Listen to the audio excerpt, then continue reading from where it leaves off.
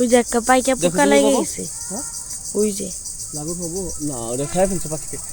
এই যে আরেকটা বিষয় দেখি, দেখো বাবা তুমি এমন করো, এই যে পেঁপেটা বাইরে এখানে পাকছে, আমি পারলাম বাইরে, পরে বলবো যে ভাই পেঁপেটা আমি পারছি।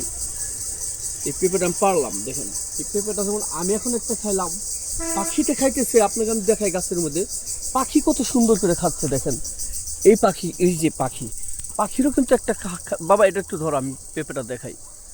হ্যাঁ, পাখি যে খাচ্ছে দেখেন, এই যে আমি একটু জুম করে দেখাতে চাই, এই যে পাখি খাচ্ছে দেখছেন, পাখিরও আহার হচ্ছে। তার মানে কি, তার মানে এই যে দেখেন একটা পেঁপের চারা বুনছে ভাই, হ্যাঁ গাছটা ভাই রোপণ করছে ঠিক আছে, কিন্তু আহার হচ্ছে দেখেন এই যে পাখির আহার।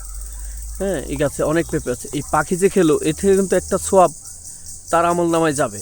হ্যাঁ, আমি একটা পেঁপে ছিলাম, আমি যদি বলি ভাইকে যে ভাই আমি পেঁপেটা নিছি, হ্যাঁ এই যে আমি আহার করলাম, এখান থেকেও কিন্তু একটা সোয়াব যাবে। অর্থাৎ মানুষ এবং পাখি যেই খাক না কেন তার আমল নামায় একটি সোয়াব যাবে। হ্যাঁ, তাহলে আমি এই জন্যই বলছি যে গাছ রোপণ করুন, সেটা যেই গাছই হোক, বিশেষ করে ফলের গাছ রোপণ করুন, যেখানে করুন। আপনার জমি নাই, কিচ্ছু করার নাই, এই জমি দেখার প্রয়োজনই নাই।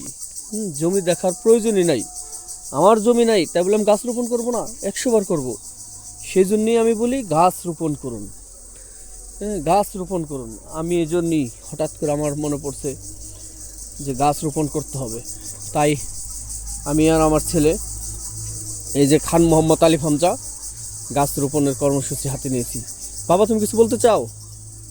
হ্যাঁ, দর্শকদের উদ্দেশ্যে একটু বলে দাও যে গাছ রোপণ করুন। একটা গাছ রোপণ করলে কি হয়, হ্যাঁ পাখি এবং মানুষ দুজনের উপকার হয়, তাই না বাবা?